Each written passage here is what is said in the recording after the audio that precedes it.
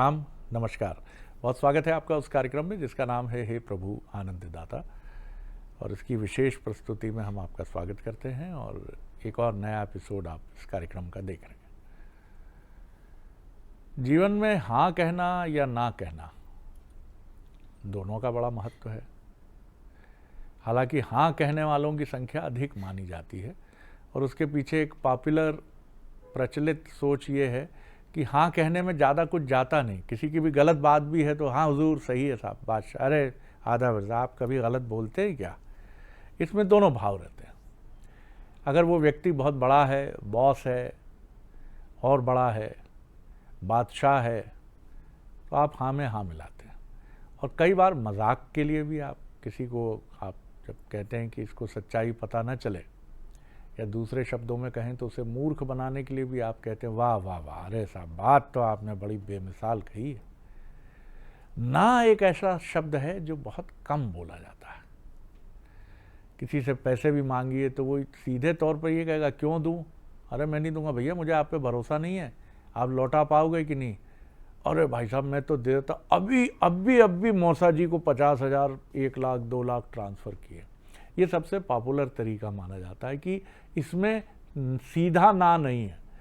अब 10 मिनट पहले आ गए होते, भाई ये एटीएम रखा है जेब में, वो काली रात के नीचे खड़ा हूँ, नाना प्रकार के जो उपक्रम होते हैं। अमावस की रात है, जो गोरस हाथ में भैया, जल हाथ में है भैया, गलत नहीं बोल रहा हूँ भैया। ये मनुष्य के वो रूप हैं जो बहुत प्रचलित हैं, हम खूब देखते हैं इन्हें, घर में, ऑफिस में, नाते रिश्तेदारी में खूब देखते हैं। ना कहने वाले विरले होते हैं। एक फिल्म आई थी पिंक, जिसमें स्त्री अस्मिता की बात थी और उसमें अमिताभ बच्चन एडवोकेट के रोल में थे और वो यही कहते हैं कि जज साहब ना का बड़ा सम्मान होना चाहिए, ना एक बड़ा इंपॉर्टेंट शब्द है। वाकई ना यानी ना। अब जब प्रहलाद ने अपने पिता को ही कहा होगा कि नहीं नारायण, सिर्फ नारायण, या विभीषण ने कहा होगा ना बड़े भैया ना, वो तो प्रभु श्री राम है, शरण तो उनकी है, आपके पास नहीं रहूंगा, तब सोचिए कितना बड़ा वज्रपात और कितना बड़ा साहस विभीषण ने किया होगा। और इसी तरह उन सलाहकारों को प्रणाम है जिनके लिए तुलसीदास जी कह गए हैं कि सलाहकार, मंत्री, वैद्य अगर राजदंड के भय से हाँ हाँ बोलने लग जाएं तो उस राज्य का और उस राजा का नाश तय है। किसी परिवार में अगर अपने जवान होते बच्चों के आतंक के आगे माता पिता हाँ हाँ कहने लगे तो उस कुल का संकट और चुनौती तय है। या माता पिता के आतंक के सामने युवा पुत्र और पुत्री झुक जाएं, तब भी वही बात है। यानी ना कहना एक कला है। और कुछ ज्ञानी तो ये भी कहते हैं कि नास्तिक सबसे बड़ा आस्तिक है, क्योंकि वो तो ईश्वर के ही वजूद को झुठला रहा है। नहीं तो सब तो जन्म लेते ही कि मम्मी पापा घंटी बजा रहे हैं मंदिर की तो हम भी बजाएंगे भैया, जय हो भैया, उसमें ज़्यादा कुछ करना नहीं। हाँ हाँ हाँ, क्यों कर रहे हैं पूजा, पिताजी करते थे भैया। उपवास क्यों करते हो, रब 7 पीढ़ी चला रहा भैया। क्योंकि हाँ में बड़ी सरलता है, आपको कुछ करना नहीं पड़ता। आकाश नीला है, पृथ्वी गोल है, इतनी इतनी दूरी पर ये सब है, आपने क्या किया है, जिन्होंने किया है आप हाँ हाँ किए जा रहे हो। तो आज इस हाँ ना को जरा सनातन परंपरा के अर्थ में समझते हैं। तो चलिए चलते हैं अपने विद्वान वक्ता, भगवत गीता के अध्येता, मानस मर्मज्ञ प्रोफेसर डॉक्टर सुरेंद्र बिहारी गोस्वामी जी के पास। प्रणाम है डॉक्टर साहब जी। आपने आज हाँ ना के सभी पहलुओं को ले लिया जी जी। और मैं इस चिंतन में था कि आप इतने पहलुओं को छूते हुए चल रहे हैं हाँ ना के, क्योंकि हाँ ना बड़ा व्यापक शब्द है। जीवन यही है, जीवन ये तो हाँ है या ना है, ना है। लेकिन आखिरी में आपने उसको अध्यात्म और वैदिक संस्कृति की प्रक्रियाओं से जोड़ा। आखिरी में इसलिए जोड़ा कि अध्यात्म अंत ही है और वो एक ऐसा अंत है जहां आप पहुंचते हैं तो शुरुआत हो जाती है आपके जीवन की। ठीक बात है। अंत जो शुरुआत करता है, मृत्यु एक शुरुआत ही है। हाँ, जहां पहुंचते हैं वहां से शुरुआत हो जाती है, अंत आपको नहीं। एक नया जीवन मिल जाता है। आपके जीवन में एक ऐसा अभियांत्रिक अत्यांतिक प्रलय शुरू हो जाता है कि नव जीवन आपको मिल जाता है। अध्यात्म तो हाँ और ना को अस्ति और नास्ति के रूप में जानता है। अध्यात्म में हाँ का अर्थ होता है अस्ति और ना का अर्थ होता है नास्ति। इस पर हम बात करें, इसके पहले आपने जो इतनी अच्छी मीमांसा की उस पर मैं थोड़ी अपनी बात, थोड़ा शब्द पुष्प समर्पित करते हुए चलता हूं। संसार में अस्ति और नास्ति का अर्थ होता है सत्य असत्य, सत्य सत्य और असत्य। लेकिन आपने उसके बीच की प्रक्रिया भी बताई जो माया में है, इसलिए उसके लिए एक नया शब्द बना है झूठ। उसके लिए क्या बना है? झूठ। उसका विशुद्ध शब्द है मिथ्या। हाँ। आप झूठ में हाँ बोल सकते हैं और झूठ में ना बोल सकते हैं। वो आपके मन के कलुषित प्रक्रियाओं का उपयोग हो सकता है कि जरूरत पड़ने पर हाजी कर सकते हैं और जरूरत पड़ने पर नाजी कर सकते हैं। लेकिन ये आपका मिथ्या आचरण है, माया से लगा हुआ। मिथ्या माहुर सज्जन ही और खल ही गरल समसाच, इसको तुलसी ने कहा है। मिथ्या माहुर से, माहुर यानी जहर। तो सज्जन पुरुष इस मिथ्या आचरण से दूर रहता है, उसके लिए जहर की तरह होता है। और जो असज्जन पुरुष है, खलु है, जिसको आप खलनायक कहते हैं, उसके लिए अमृत का काम करता है। वो चाटुकार हो जाता है इसको लेकर, अपना समय निकाल लेता है, अपना काम निकाल लेता है। तो ये माया के फेरे हाँ ना में चलते रहता है। ध्यान रखिएगा, हाँ भीतर से निकलता है, ना बाहर होता है। हाँ भीतर से निकलता है, ना बाहर होता है। अब आप आध्यात्मिक विश्लेषण का आनंद लें। अस्ति भीतर है, नास्ति बाहर है। जो नास्ति है वो नाशवान है। बहुत अच्छी। जो नास्ति है वो नाशवान है। जितने भी नाशवान चीजों का संबल लेकर आप नास्ति कहते हैं, वो नहीं है या नहीं कहते हैं, वो वास्तव में अस्थि के रूप में आपके पास विद्यमान होता है, क्योंकि वो ही अस्थि है। अब देखिए दोनों की प्रक्रियाओं को और सुंदर शब्द, एक सकारात्मक है, एक नकारात्मक है, इसलिए दोनों शब्द बने। सकारात्मक अस्थि है और नकारात्मक नास्ति है। तो हाँ हमेशा सकारात्मक होता है यदि वो भीतर से आए तो। बाहर से तो मैंने आपको बता दिया है वो मिथ्या है। और ना भी अगर भीतर से आए तो? ना भीतर में होता ही नहीं है। अच्छा, भीतर में ना की कोई गुंजाइश तो ना की ध्वनि भी, ना जो है बाहर से भीतर आ जाता है। ना की ध्वनि भी हाँ की ध्वनि ही है। वो भीतर तो ध्वनि ही नहीं होती। जैसे प्रहलाद ने अपने पिता को मना किया। देखिए प्रहलाद ने मना नहीं किया है। हाँ। आपका बड़ा सुंदर प्रश्न था। ये एक लोक भाषा में, हाँ। जैसे कैकेयी ने राम को बन जाने के लिए नहीं कहा, न राम ने कभी किसी से कहा कि मुझे कैकेयी ने बन जाने के लिए कहा है। विधान देखिए, राम का परिवार है। कैकेयी ने नहीं कहा। कैकेयी ने तो कहा कि भैया मैंने इनसे 2 वचन मांगे हैं बेटा, और इन्हें 2 वचन दे दिए। अब तुम प्यारे हो, इनके बहुत प्रिय हो, तो ये तुमको वचन देने के बाद तुम्हारा मोह नहीं छोड़ पा रहे। अब तुम विचार करो कि करना क्या है, तुम्हारे कुल की क्या रीति है। तुम देखो यहाँ पर दोनों प्रक्रियाएं हैं। देखो दशरथ के दुख का कारण भी हाँ और ना है, क्योंकि दशरथ बहिरंग परिवेश को अंतरंग बनाने का प्रयत्न कर लिया है। दशरथ ने वचन दिया किसको? लोक को। आप ये कहना चाह रहे हैं कि कई बार हम मोह में फंसकर, विषय आसक्ति में आकर हम ना तो कहते हैं लेकिन उसको समझ नहीं पाते और वो हमारे लिए जहर के समान हो जाती है। ये तो आप मिथ्या के लिए कह रहे हैं जी। मिथ्या में मोह है। जैसे आपने कहा दशरथ जी हाँ और ना में उलझ गए थे। ये देखिए यहाँ मोह की प्रक्रिया है। यहाँ बड़ी दूसरी बात है जी, यहाँ बड़ी गहरी बात है। पहले चूंकि हाँ एक बड़ा बलवान शब्द है। हाँ में बल बहुत है, ना निर्बल होता है। ना में बल नहीं है, लेकिन प्रत्येक व्यक्ति को ना का बल भी लेना चाहिए, क्योंकि ना का बल बाहर का है, बाहर का बल है। उसका अभ्यास करो ना बोलने का अभ्यास सबको करना चाहिए। नास्ति सबके लिए आवश्यक है, क्योंकि नास्ति से अस्थि की यात्रा होगी ना। एकदम से आप अस्थि में पहुंचेंगे तो अस्थि तो अनंत है, असीमित है, अतुलित है। ऐसा बल है जो अंतरंग को आप्लावित कर देगा। समुद्र है अस्थि, और नास्ति एक छोटे तालाब की तरह है। उसमें विभिन्न प्रकार के विकार समाहित होते हैं। दशरथ की दूसरी समस्या है, दशरथ राजा है, चूंकि आपने प्रश्न दशरथ का मैंने चिंतन किया और आपने बड़ा सुंदर प्रश्न किया है, तो हम इसका उत्तर देते हुए फिर अपनी प्रक्रियाओं में थोड़ा आगे बढ़ेंगे। आप देखिए, दशरथ राजा हैं, राजा ने लोक मत से लोक हित के लिए राम को राजा बनाने का संकल्प लिया राज्यसभा में। लोक नीति, राम राज्य, सब जनपदों को बुलाया, सारे सभासदों को बुलाया, सबकी राय पूछी, सबने कहा बहुत बढ़िया, इनको युवराज के पद पर विभूषित करें ताकि ये अगले राजा हो सके। लोकमत, उन्होंने कहा हाँ कल राम का तिलक होगा, राज तिलक होगा। ये आपने लोक के साथ कर दिया, इसमें परमार्थ हित है, सर्वहित है, अब आप स्वहित में सिमट रहे हैं। आपने दृष्टिपूतम, आप देखने में, देखिए देखने में वहां आए तो वहां मालूम चला कैकेयी ने कहा हुआ 2 वचन दिया है आपने। कैकेयी आपकी पत्नी है, अयोध्या को आपने वचन दे दिया कि राजा बनाएंगे राम को, लेकिन घर में आप अपनी पत्नी को वचन दे रहे हैं कि राम को वनवास दे दिया जाए।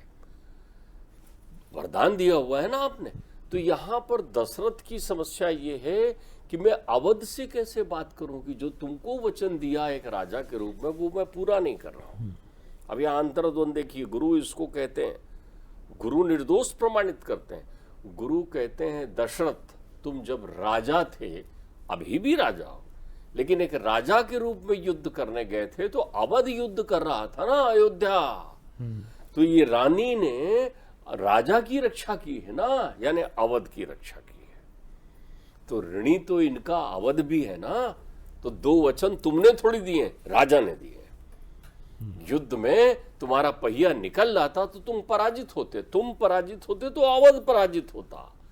अंतर्द्वंद ये है, अस्ति भी है नास्ति भी है, लेकिन इसमें बल अस्ति का ज्यादा है, हां का ज्यादा है। जिस प्रक्रिया पर वो हां कह रहे हैं उस प्रक्रिया का बल ज्यादा है।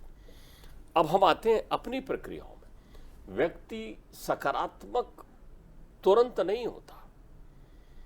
नास्तिक वाला जो नास्तिक व्यक्ति जो है संसार में, नास्तिक व्यक्ति संसार में संसार की प्रक्रियाओं को देखकर कहता है ना, उसको ना बोलने में बड़ा बल मिलता है। आप देखिए, किसी से ना कहिए, वो एक चपरासी भी जब बोलेगा ना, तो आप पहुंचिए, बैठा हुआ है आराम से, आपको साहब से मिला था ना, अभी व्यस्त है, उसके चेहरे का भाव देखो, उसको ऐसा लगेगा कि एक बल मिल गया उसके पास, अपने उस अहंकार को वो सेवित कर लिया। वो ऐसा भी कह सकता है कि हाँ सर मिलेंगे ना, अभी 1 मिनट बैठी, लेकिन सबसे पहले वो ना कहता है। ना में बल होता है। ना के बल से अभिभूत है दुर्योधन। कृष्ण पहुंच रहे हैं, भैया युद्ध ना करो ना। ना के बल से अभिभूत है कंस। कंस से कहा देखो भैया वो नारायण आए हुए हैं, तुम्हारे भांजे हैं, काहे उनके साथ ना। ना के बल से अभिभूत है हिरण्यकश्यप। प्रहलाद हाँ के साथ है, ना में नहीं। ये बहुत अच्छी बात। प्रहलाद, ध्यान रखिए, प्रहलाद ना नहीं कहते, प्रहलाद कहते हैं पिताजी अस्ति, हाँ पर परमात्मा है वहां पर। ना के बल से अभिभूत जिस बात है। को मैं समझना चाह रहा था, उस बात को आपके संवाद के इस हिस्से में मैं समझ पाया कि लोक कल्याण और सनातन सत्य के लिए जो ना कहा जाता है वो ना प्रतीत होता है, वो हाँ है। वो है। जी, आप एक बात समझिए यहाँ जी। पर, मैंने आपसे कहा ना, जो आपने सामान्य प्रक्रियाओं पर हाँ ना की ये एक विस्मयकारी पृष्ठभूमि रखी है, ये तो ये जीवन में चलते ही रहती है। स्वार्थ और परमार्थ का चिंतन के मध्य हाँ ना वहां नित्य करते रहता है, लेकिन वस्तुतः वहां ना हाँ होता ना होता, क्योंकि आप हाँ की अनुभूति नहीं कर पा रहे हैं भीतर में, तो ना कहाँ कहेंगे। और ना आपकी अनुभूति में रहे तो अच्छी बात है ना। आप नास्ती बनिए ना बनिए, नकारात्मक बनिए, और नकारात्मक से सकारात्मक की यात्रा करिए। जैसे वाल्मीकि ने की, अर्जुन ने की, जैसे वाल्मीकि ने की, जैसे अर्जुन ने की, जी, जैसे विभीषण ने की, भीषण ने की, ये प्रहलाद सब नकारात्मक से सकारात्मक की यात्रा कर रहे हैं। इतना जल्दी हाँ नहीं आपको प्राप्त होता, अस्ति तो है आप, लेकिन नास्ति बोलकर पहले प्रसन्न होइए, उसके अस्तित्व पर चिंतन करिए। तो जब भी आप नकारात्मकता का बल लेते हैं तब भी आप बहिरंग का बल लेते हैं। संसार का बल लेते हैं, अपने ज्ञान का तथाकथित का बल लेते हैं, अपने धन का बल लेते हैं, अपने पद और अपनी लोलुपता का बल लेते हैं, न जाने कितने प्रकार की मृषाओं का बल आप लेते हैं। ध्यान रखिएगा, ना नश्वर है तो सवाल यह है, हाँ क्या ईश्वर है? ना नश्वर है तो क्या हाँ ईश्वर है? हाँ जो है सृजन करता है आपके जीवन में। ईश्वर तो दोनों में है, नास्ति में भी है, अस्ति में भी है। ईश्वर नास्ति को अपने से पृथक नहीं मानता। ईश्वर के लिए दुर्योधन और अर्जुन में कोई भेद नहीं है, आप ध्यान रख लीजिएगा। अगर भेद होता तो ईश्वर दोनों में से किसी एक को उपलब्ध होते, दोनों को नहीं। ईश्वर दोनों को उपलब्ध होते हैं। ईश्वर विभीषण को भी उपलब्ध होते हैं और ईश्वर रावण को भी उपलब्ध होते हैं। लेकिन रावण बहिरंग वनवासी को देखता है और हाँ वाला अस्थि वाला उनके अंतरंग नारायण स्वरूप के दर्शन करता है। तो हमारे जीवन में जब भी सकारात्मकता की बहुलता आती है वो ईश्वर की प्रेरणा और कृपा है। उससे हम आस्तिक हो जाते हैं। हाँ प्रसन्नता है, हाँ सुख है, हाँ आनंद है।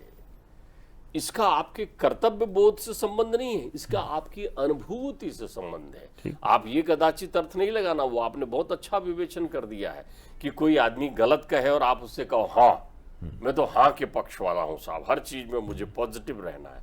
ये इसका अर्थ नहीं है। पॉजिटिविटी का अर्थ होता है क्या आपके पास अपना आत्मबल है? यदि आत्मबल है तो अस्थि है आपके साथ। ध्यान रखिएगा, ऐसा नहीं होता। अस्थि और प्राप्ति दोनों हैं कंस के पास, लेकिन जरा से मिली हुई है, वृद्ध है। जरा से मिली हुई है मतलब तृष्णाओं से घिरी हुई है। आप मेरे शब्दों को समझिए। जरासंध की, जरा यानी जो मृत्यु होती है, जरा अवस्था हो, जरा को मृत्यु कहते हैं। शिथिल जब आप हो जाते हैं, जिसके लिए आप उपयोग करते हैं जरा अवस्था, वही तो है। जरा नामक राक्षसी ने जोड़ा है तो वो जरासंध हो गए हैं। तो जरासंध की दो पुत्रियां हैं, अस्थि और प्राप्ति, दोनों आपके पास है। लेकिन आप तो ना है ना कंस। तो अस्थि और प्राप्ति चूंकि जरा से मिली हुई है आपको, तब भी आप नास्ति के पथ पर चलेंगे तो अस्थि की अनुभूति आप नहीं कर पाएंगे, कृष्ण नहीं मिलेंगे आपको। अस्थि का अर्थ होता है अपने अंतर्चित्त में विश्वास का संबल रखना। हाँ का संबल बहुत कठिन है, सकारात्मक बनना बहुत कठिन है। शरद जी आप इसको सरल मत समझिए। आप देख लीजिए आज नकारात्मकता इस कदर घिर गई है कि आज किसी भी युवा से बात करो तो उसकी दिशा नकारात्मक है। वो सकारात्मक होना भी नहीं चाहता, क्योंकि इसके होने के लिए उसको भीतर से अपने आप में पल्लवित पुष्पित होना पड़ेगा ना। तो जब तक आप भीतर से पल्लवित पुष्पित नहीं होंगे तब नकारात्मकता का सुख जो है क्षणिक होता है, दीर्घकालिक नहीं होता। और सकारात्मकता का सुख स्थायी होता है। नकारात्मक व्यक्ति जैसे आप देखें, नकारात्मक व्यक्ति हिंसक हो जाता है। नकारात्मक व्यक्ति हिंसक हो जाता है, लेकिन उसके मूल उद्देश्य को भूल जाता है। आप मुझे एक बात बताएं, किसी को मारकर आप जीवन तो वृद्धि नहीं कर रहे हैं ना अपना, लेकिन नकारात्मक व्यक्ति किसी की हत्या करना का क्रम उठा सकता है। लेकिन क्या इससे तुम्हें जीवन मिला?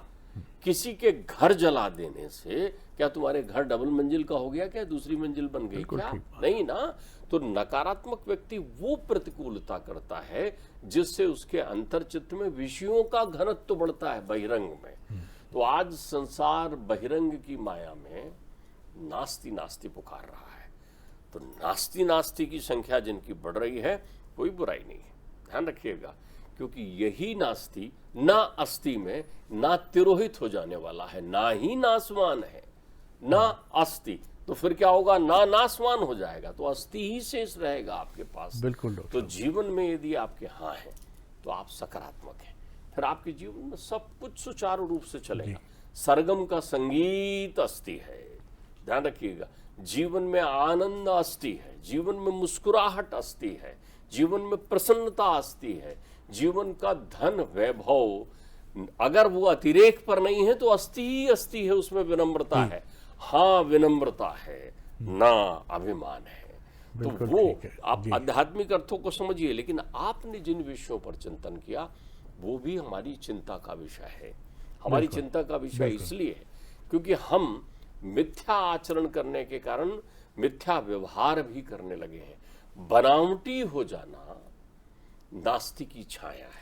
जितना मैं समझ पाया डॉक्टर साहब की इस बात को, आपको और सरल शब्दों में, नहीं तो आप आस्ती नास्ती में उलझ कर रह जाएंगे, खासतौर से मेरी जैसी भावभूमि के श्रोता। देखिए, प्रचलन में क्या है? प्रचलन में है आस्ती। मैं लोक की बात कर रहा हूँ। आजकल व्यवहार में क्या है? हाँ हाँ, लेकिन ये आस्ती नहीं है। दरअसल यही ना है। ये हाँ तो इसलिए कि सबसे सहज है हाँ बोलना। भगत सिंह अगर कह देते कि ब्रिटिश हुकूमत से अच्छा कुछ है ही नहीं, अरे बहुत बढ़िया साहब, बहुत बढ़िया, लो तुम कुछ होता है, तुम ठीक बोला भगत सिंह। क्यों? वो आज़ादी के दीवाने, जिनके कई नाम तो हमें पता नहीं है, हजारों लाखों ऐसे दीवाने, उन्होंने ना चुना। लेकिन वो ना नहीं है, वो हाँ है। क्योंकि सत्य के मार्ग के साथ जब आप चलते हैं तो आप आस्ती यानी हाँ होते हैं। लेकिन आज हमारा जो मार्ग है वो दिखता हाँ हाँ का मार्ग है, यानी आस्ती का मार्ग है, लेकिन वो है नहीं। वो दरअसल निषेध का मार्ग है। हमने कष्ट से बचने के लिए हाँ हाँ कहना सीख लिया है। सारी व्यवस्था मनोकूल, सारा सब कुछ अच्छा। किसी लड़की के साथ छेड़खानी हो रही है, इसको नहीं बचाने की कोशिश करना। क्यों नहीं बचाना है? क्योंकि भैया हमें अपनी जान प्यारी है, हमने सच बोला भैया, हमें तो अपनी जान प्यारी है। अगर अपनी जान प्यारी होती तो 47 के बाद भी आज भी ये कोई गोरा एडवर्ड स्टैलिन ही होता 2025 में, माफ़ कीजिएगा।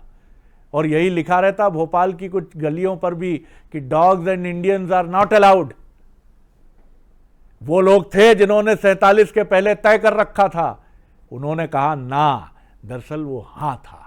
और ये जिस दिन हम सीख लेते हैं, जिस दिन मुंह दिखाई के लिए हम हाँ कहना हटा देते हैं और बहुत सज्जनता से ना कहना सीख लेते हैं, उस दिन हम आस्ती के मार्ग पर बढ़ चलते हैं और ईश्वर के निकट पहुंच जाते हैं। बहुत धन्यवाद डॉक्टर साहब। अगले एपिसोड में एक और विषय लेकर उपस्थित होंगे। प्रणाम, नमस्कार।